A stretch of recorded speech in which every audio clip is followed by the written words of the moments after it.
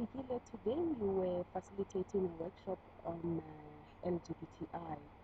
for the Foundation for Human Rights and the Commission for Gender Equality. Can you give us some idea what the workshop was about and the highlights from your side as a facilitator? The workshop today was about understanding the basic concept of what we are talking about when we're talking about LGBTI um, people and their rights in the continent, South Africa specifically. So we started the day with an overview of LGBTI rights and the way that they've developed in South Africa over the years since democracy. And then we started getting into people's personal experiences of prejudice and discrimination because we thought that was very important to make the links between personal and the political work that CGE is doing. And the reason why we did that is to recognize the fact that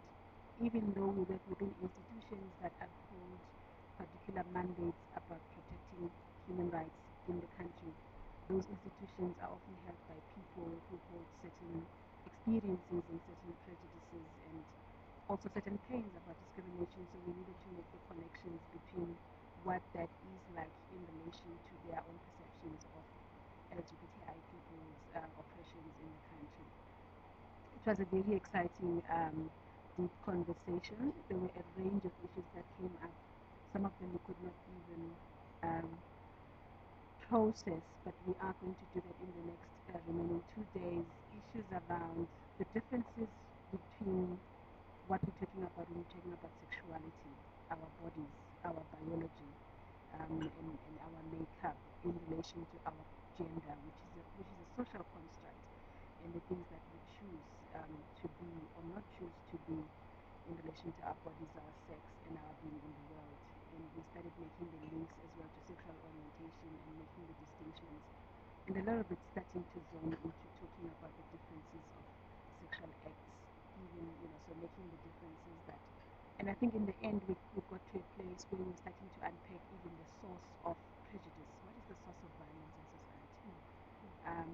Directly towards LGBTI people, but in general, and people were talking about religion, culture, tradition, different forms of fundamentalisms that are always brought up when we are talking and addressing issues of violence, conservatism in the country, that even though we've got beautiful jurisprudence that we've developed over the years in terms of laws and legislation, that we have not been able to change people's mindsets. That is why we still parallel to the fact that we have produced such good legislation, but we still see people dying. And we actually did a track of how many people have died since 2006, and we noticed that every year either a lesbian woman has died or a gay man has died, up to 2014 as we're having this workshop. So those are some of the things that we touched on, and we started asking ourselves to say, in relation to then the mandate of CGE, which is to discharge, which is to make sure that government and parliament discharge its responsibility to uphold constitutional rights, particularly the Bill of Rights in South Africa. How would CGE be able to deal with this question of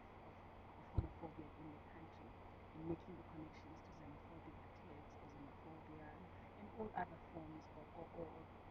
prejudice and discrimination based on culture and tradition? And it was a hard question.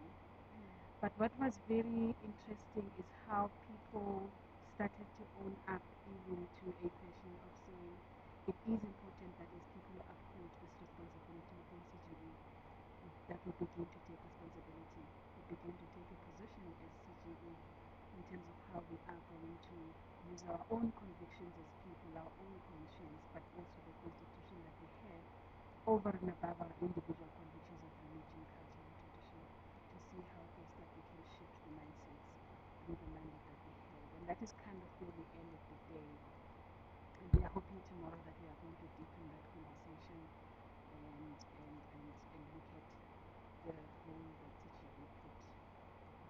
more directly take up in responding to the levels of violence that we see against LGBTI people in the country, and generally against women we're looking at broadly how do we respond to sexual and gender-based violence. Thank you very much for